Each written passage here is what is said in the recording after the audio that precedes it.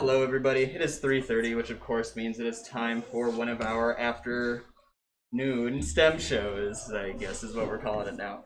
But today, we're going to be doing kind of a follow-up talk, as has been the trend over the last few weeks, Lee will read a book on Wednesday, and then a couple days later when I do my talk, I do a talk that goes into a little bit more depth about the topic that Lee was talking about. And so the book that Lee read was called Albino Animals. A lot of times he'll do a storybook. This time it was kind of a non-fiction thing that was kind of showing off and talking about what albinism is and showing off all kinds of different animals that are albino. I thought this was a really interesting book to look at because albinism is kind of cool because it's something that is really, it's unique in that a lot of things can get it. You don't see a whole lot of like genetic things like that are very common like across multiple species like that. And albinism is unique in that. And so what I think I wanted to talk about a little bit is albinism for one, but also some other situations where animals might have pigment that is maybe not completely what you would see in the wild or what would be common for that animal to have under more normal circumstances. And so we're going to talk about albinism, of course, but there's also a couple other situations where animals might not make as much pigment, or they might make different pigments even than what would be considered to be like normal for them. And so we're going to talk a little bit about those too and where those come from. And so, as another carryover from Lee's Wednesday show, I have Orion here with me. And Orion didn't really get talked about a whole lot during the Wednesday show, but I think Orion is actually really interesting from a coloration perspective. Because I mean, you can go out in your yard, and I mean, we have bunnies all over the place here. You can go out in your yard and see bunnies often. And you probably noticed that Orion does not look like really any bunny you would ever see in the wild anywhere. And domestic rabbits are actually a completely different species than the rabbits that we have around here. They're actually a European species of rabbit is kind of the base species for them. But even that European species of rabbit doesn't look anything like this. And that includes a bunch of things like his ears and his face and all that, but it also includes the colors. And so the thing to think about with colors right away is, you know, why are they there? What's the benefit of having some specific pattern or color scheme? What's the benefit of that for the animal? And you'll find that a lot of animals have kind of splotchy-ish patterns. There's a lot of browns, a lot of grays, a lot of blacks, because that tends to be the colors that you encounter a lot out in the wild, and it's good camouflage to be those colors. And those darker colors, those browns and those blacks, are also really, really good for absorbing solar radiation. It's good for preventing your skin from getting damaged by the sun. Orion is in a situation where he has this kind of light color and he's got all these splotches around him, but his color isn't very natural. He doesn't have a pattern that would necessarily be very useful for him to have in the wild as far as surviving out there, because he is somebody who has been very, very, over millennia, he is the product of human selective breeding. Humans have taken different rabbits that have different traits, bred them together to get a new rabbit with a new trait that you wouldn't necessarily see out in the wild. This is the thing that we see a lot with domestic critters, is they start taking on traits that aren't necessarily helpful for them surviving in the wild, but are beneficial in that, you know, we find them cute. You know, dog breeding is something that does that. Rabbit breeding is very much in the same way. Domestic rabbits have been a thing for a little over 2,000 years at this point. I think the Romans are the original ones who were domesticating rabbits. But, you know, like I said, things like his floppy ears wouldn't be helping him out in the wild, and really his pattern wouldn't be helping him either. But I think a big takeaway I want to get with this is that a lot of times the coloration that these animals have is a product of their genetics. And so when there is something that is different or something that's a little weird about their coloration, usually it is, or oftentimes it is a product of something going on that's a little weird with their genetics a lot of the time. And so, like I said, Orion's a great example of that because it's something where humans have deliberately done something very strange with his genetic makeup by selectively breeding rabbits for, like I said, 2,000 years to eventually end up with this. I think we'll set him off to the side. Oh, yeah. Or, house is here, volunteer. But another really interesting one, and the thing that made me kind of think about that, was our cover animal on our book that we were reading on Wednesday. Probably kind of hard to see for you guys because it's white on white, but you can probably see some pink eyes there, and what that is a rat. And if you go back and watch that Wednesday show, one of the things I was curious about is why so often in science, when they're doing medical testing or whatever, do they use albino rats? like, what is the benefit there? I'd never really thought about it until like that moment when we were on camera talking about it on Wednesday. And I've since gone back and actually looked into it a little bit. And apparently the reason they do that is because, like I said, the albinism is a genetic thing, so all albino rats are very similar genetically, and so it's a good control item for them when they're doing their medical testing. So variable genetic stuff can cause problems if you're trying to test for something specific in a test. You know, it's just good science as you try and eliminate as many variables as you can. So they used albino rats kind of incidentally, just because they were all very similar genetically, basically. And yeah, kind of interesting thing. But we have a few critters that live around the Science Center here that have kind of abnormal colorations to them that I want to talk about today. And these first two that are in the water here, so this one I'm not going to take out at all because he really does not like getting taken out of the water, is a African clawed frog. This is Yoshi. And she is a relatively recent addition here at the Science Center. We've had her for a few months now. But she is actually an albino frog. And then we have also here, this is Rosie. And Rosie is a common snapping turtle who is also albino. And so what does albinism mean? Albinism means that you are a living thing that does not produce any pigments, and the cause for you not producing pigments is genetic. So albinism in pretty much everything, as far as I know, is what we would call a recessive trait, which means that basically you have to inherit it from both your parents. You can't just get it from one parent. To end up with albinism. And so it has very, very specific parameters about what actually is albinism versus what is any of these other things that could potentially cause an animal to not make as much pigment as it does normally.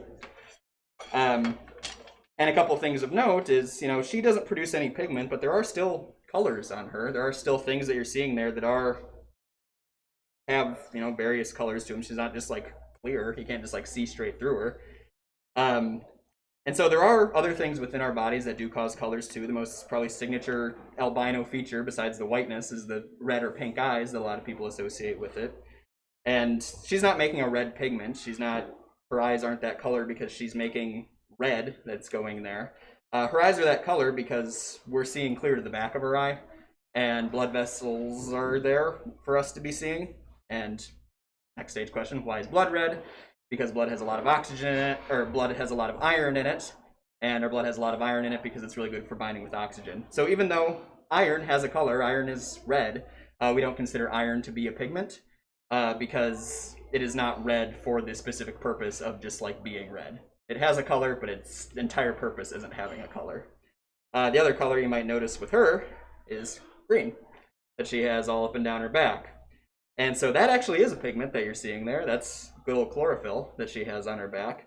But she's not producing that. That's actually stuff that's growing on her back. So some pigment here, but it's not hers. Another really common color you'll see, and she exhibits this really well, the clawed frog, that you'll frequently see with animals that have albinism is you'll see kind of a yellowish color to them. And what that actually is you're seeing like the fatty layers underneath. So the skin is relatively translucent. You can kind of see through it a little bit, and you're seeing, like I said, mostly lipid layers that are underneath with most albino things. So even if they're albino, there still might be some colors there because, like I said, we got colors all over our body that are not caused by melanin. Sophie is a little different. She's kind of an interesting one. Sophie is a corn snake, and Sophie is what we would call an amelanistic corn snake. So break our words down there. A as a prefix means without. So amelanistic means without melanin. And so melanin is the pigment that we make. That's our only pigment that we have. We make brown. Melanin is a brown, kind of darkish, almost black pigment. And basically everything we have in our body that is of a color is caused by varying levels of melanin. Our hair is colored by melanin. Our eyes are colored by melanin. Skin color is colored by melanin. Even something like your eyes, where you might look at it and say, okay, there's a bunch of people around me right now that have blue eyes. How are you getting blue? Well, the way you get blue in the case of eyes is it's a very small amount of brown, but then eyes are just happen to be kind of structured in such a way that the light refracts off of them in kind of a goofy way that makes it look blue. If you put blue eyes under the right light, they do look brown. Butterfly wings are something that very similarly, if you shine the right light on them, they change colors basically.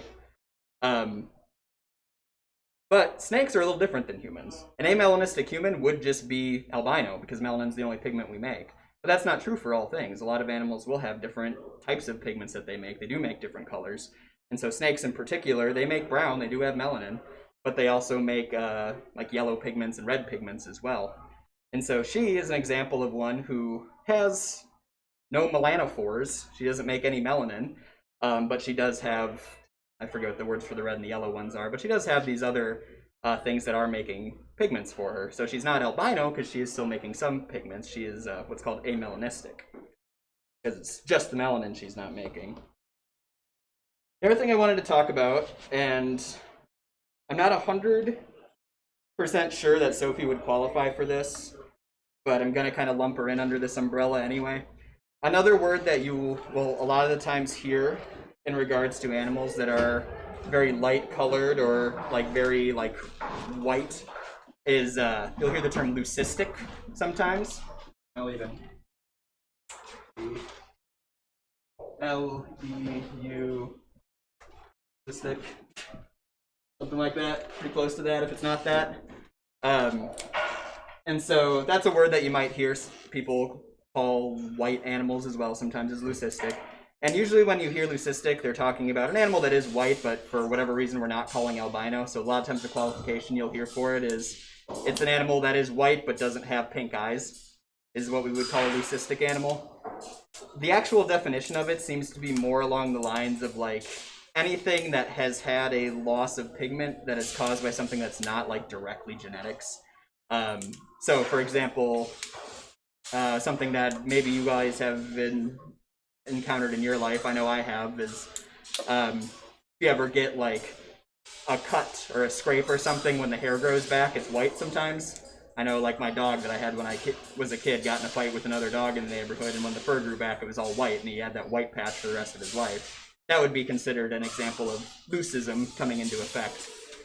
And again, if we're using our word breakdown, this here, that leuc means white, and so that's a Latin word that means white, and so you might hear the words leukocytes, which would be your white blood cells, or like leukemia, which is cancer that affects your white blood cells. And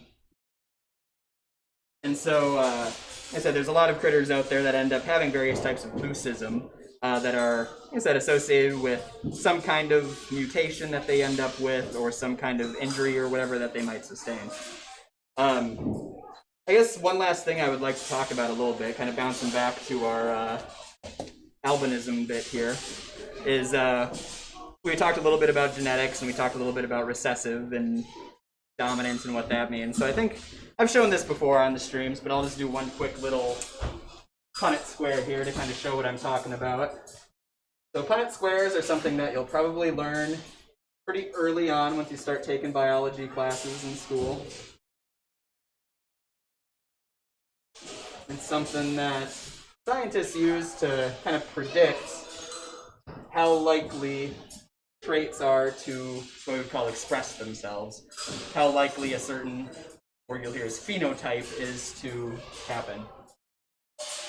And so you'll see them used a lot with things that only have like two potential outcomes. So like albinism is a good example of that because you're either albino or you're not. There's not really any in between there.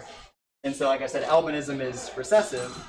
And so what that means is that, for example, we can use Rosie as our example. If Rosie had a parent who was albino, we might write that as a lowercase a and a lowercase a. And if she had one parent who wasn't albino, we might write that as an uppercase a and an uppercase a. And so we say, you know, this is mom on the left and this is dad over here. What this would look like is all of their babies would basically have a random chance, 1 out of 4, to pick out of one of those squares as far as like what they're going to look like. And so you'll notice that what we ended up with there was a bunch that have a capital A and then a lowercase a. And when we say dominant versus recessive, what that means is that in a situation where we do have one capital A and one lowercase a, you see the thing that the capital A means. So all of those turtles would not be albino. But if we, for example, swap one of Dad's genes for a lowercase a, so now we have an albino mom and a dad who is not albino but is what we would call a carrier for albinism. He has an albino gene, but he's not using it, basically. You then all of a sudden get a situation where these two babies now are both albino because they both have two lowercase a's.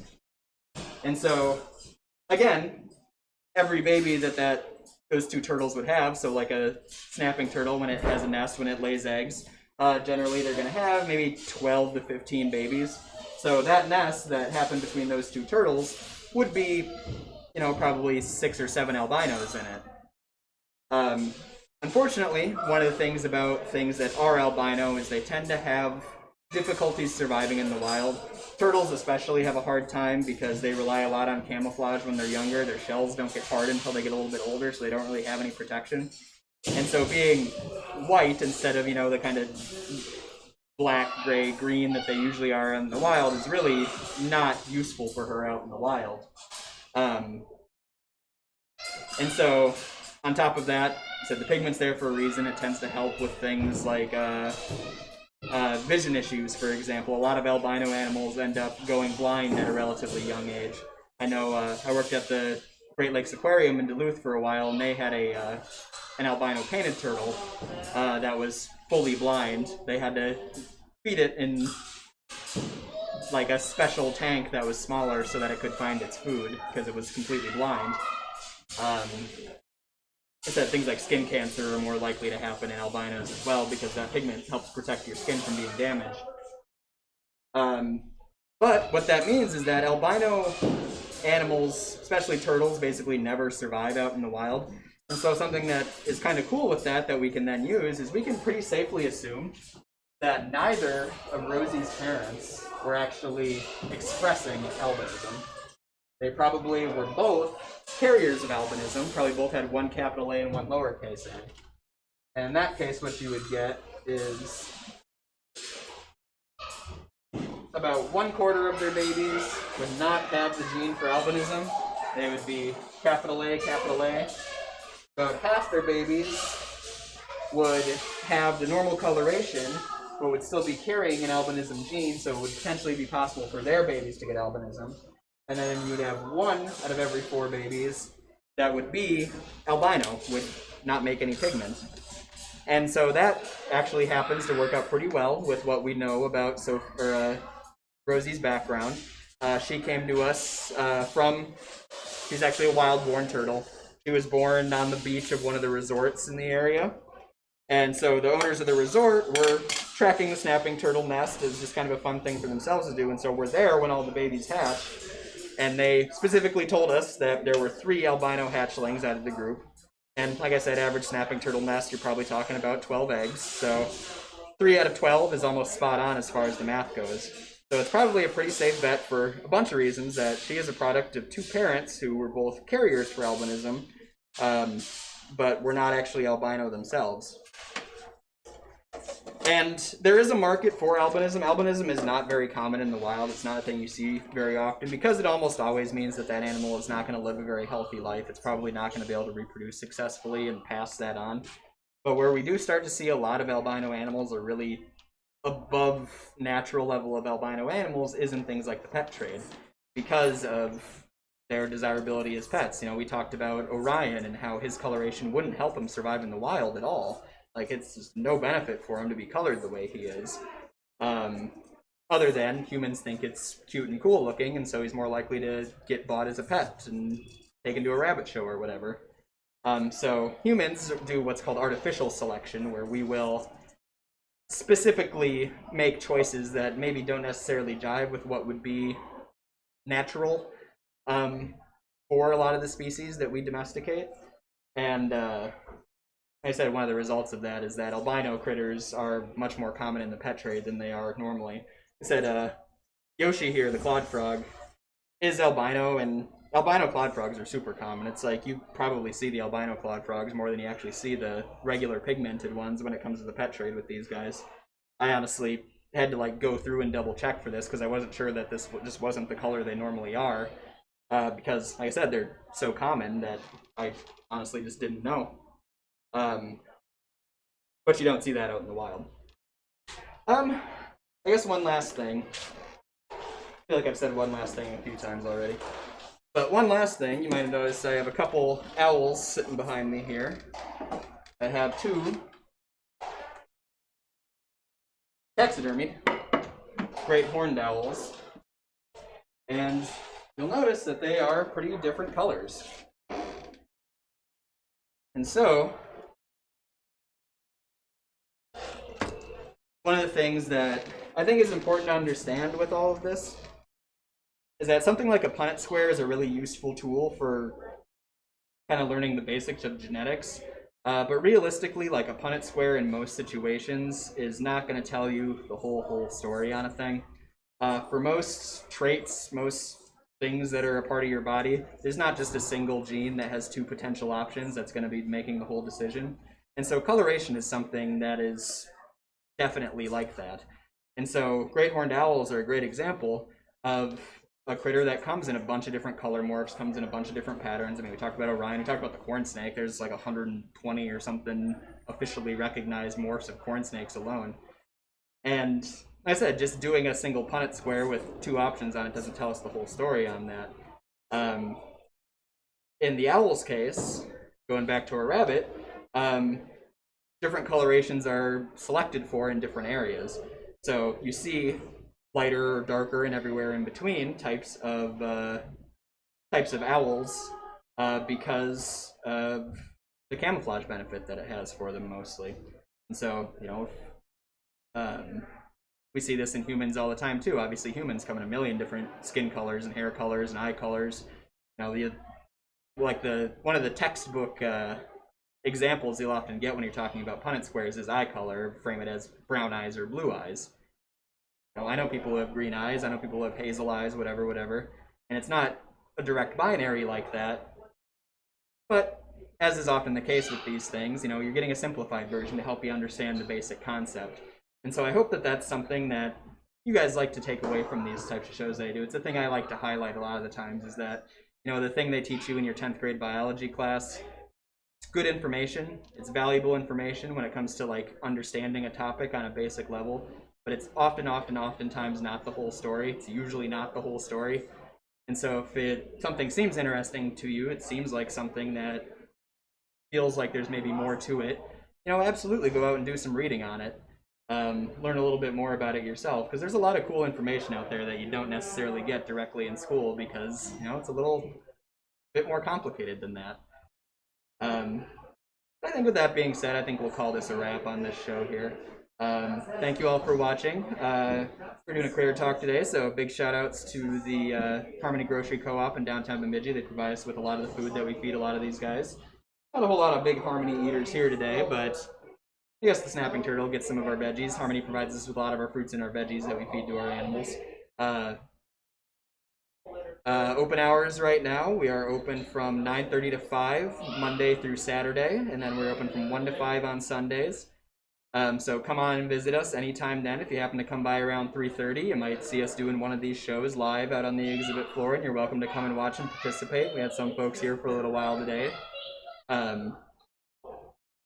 Yeah, I like having a live audience for these. Makes it easier for me to, you know, lob out questions and get them answered. I appreciate that.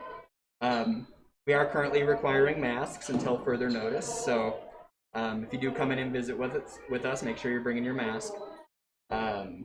Otherwise, thank you for watching, guys, and we will see you tomorrow.